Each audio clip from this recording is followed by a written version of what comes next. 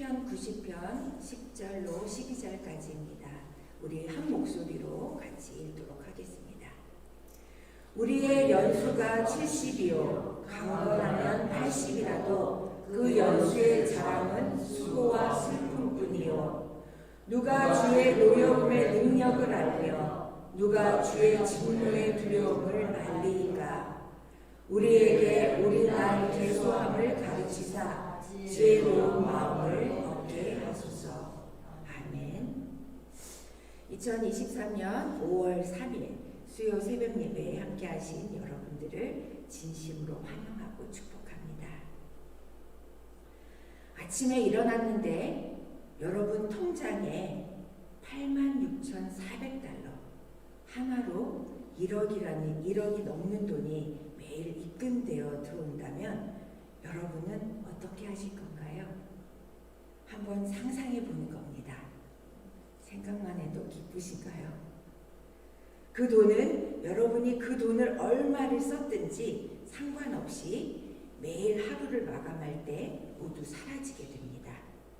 그리고 그 다음 날도 또 86,400달러가 입금되어 들어오고요. 처음엔 어리둥절해서 놀라다가 아마 매일 이 돈이 들어오는 것을 알고 나면 그 돈을 그 하루에 최대한 다 써버리려고 할 테죠. 어차피 얼마를 쓰든 그 돈은 매일 사라지게 되니까요. 자신을 위해서, 가족을 위해서, 내가 사랑하는 사람들을 위해서 좋은 일에, 의미 있는 일에, 또 헌금도 많이 교회에 내겠죠. 우리에게는 86,400초, 하루에 24시간이 매일 우리에게 주어집니다. 우리가 살아있다는 이유만으로요. 돈이라면 어떻게 하든지 최대한 쓰려고 하는데 우리는 왜 시간을 낭비할까요? 우리는 왜 자꾸 내일로 미루며 살아갈까요? 그 시간은 돈으로도 살 수 없고 그 시간을 다음 날로 저장해 놓을 수도 없는데 말입니다. 하루하루 매 순간을 우리는 최선을 다해 의미 있게 살아가야 할 것입니다. 요즘은 100세 시대라고 하죠. 어떤 분은 120세, 또 어떤 분은 140까지도 살 수 있다고 그렇게 기대하는 분들도 계시더라고요. 여러분들도 오래 살고 싶으신가요? 우리는 인생을 정의할 때 80년, 90년, 100년이라는 시간의 길이로 정의할 수도 있겠지만 사실은 우리 인생이 경험한 여러 가지 사건들, 기뻤던 일들, 슬펐던 일들, 실패를 경험했던 시간들, 또 성과를 얻었던 시간들, 이 모두가 축적된 종합이 바로 인생이라고 볼 수 있을 것 같습니다. 오늘 본문을 보시면 모세가 40년 광야 생활을 마칠 무렵에 120세가 된 모세가 죽음을 앞두고 지난 세월을 돌이켜보고 인생의 헛됨을 깨닫습니다.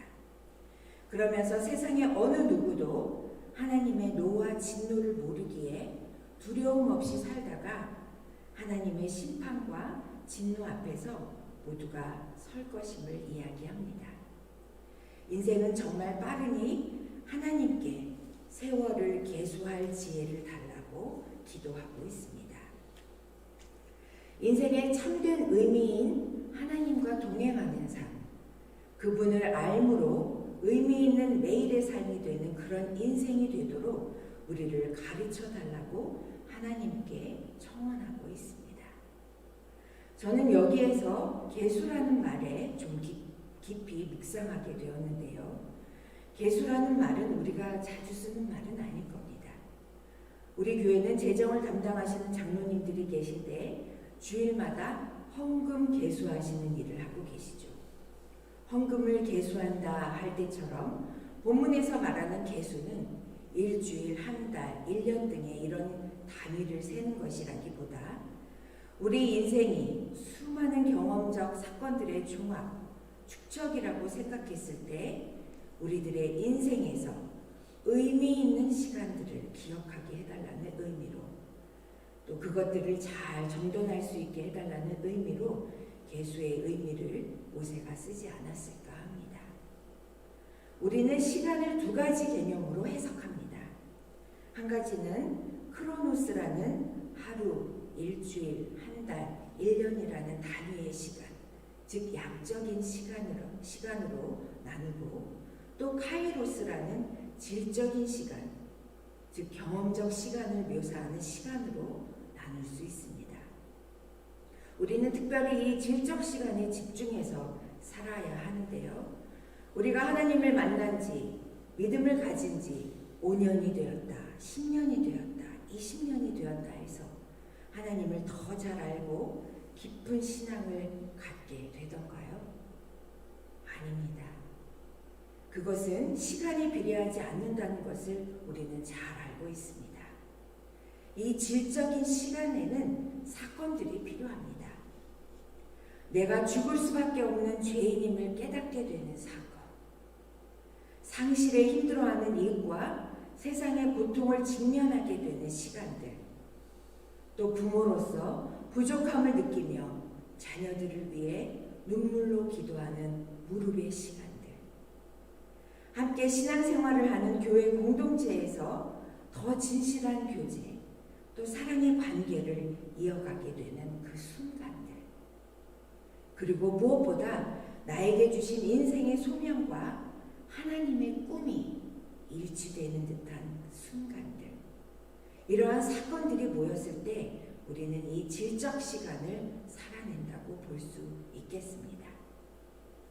우리가 이 질적 시간을 살아낼 수 있는 이유는 예수님의 핏값으로 우리의 인생이 구원을 받았고, 어떻게 보면 우리에게 주어진 이 시간도 거듭났다고 볼 수 있을 것 같습니다. 그래서 과거에 우리가 살아왔던 질적 시간들의 의미보다 이제는 거듭나고 영원한 가치를 쫓아 살아가는 하나님의 자녀로서의 우리의 질적 시간들은 분명히 그 의미가 다르다고 볼 수 있겠습니다. 우리의 시간은 영원에 있다 있는 시간이기 때문입니다. 그래서 우리의 반복되는 일상에서도 의미와 가치를 부여하는 연습이 우리 모두에게 필요합니다. 반드시 필요합니다. 우리의 가정에서, 직장에서, 또 학교에서 일상들에 대한 이 관점이 예수 그리스도로 말미암아 거듭난 시간으로 우리가 바라볼 수 있어야 합니다. 하루를 마감할 때마다 오늘은 어떤 의미 있는 일들이 있었는지 되돌아보는 시간을 가져보신다면 이 질적 시간을 잘 살아낼 수 있을 것 같다는 생각을 해봅니다. 각자마다 다르겠지만 우리의 질적 시간은 거창하지 않을 수도 있습니다. 어쩌면 소박하고 아주 소소한 일들이 나와 다른 사람들의 마음을 어루만졌다면 그것이 의미 있는 일인 것입니다.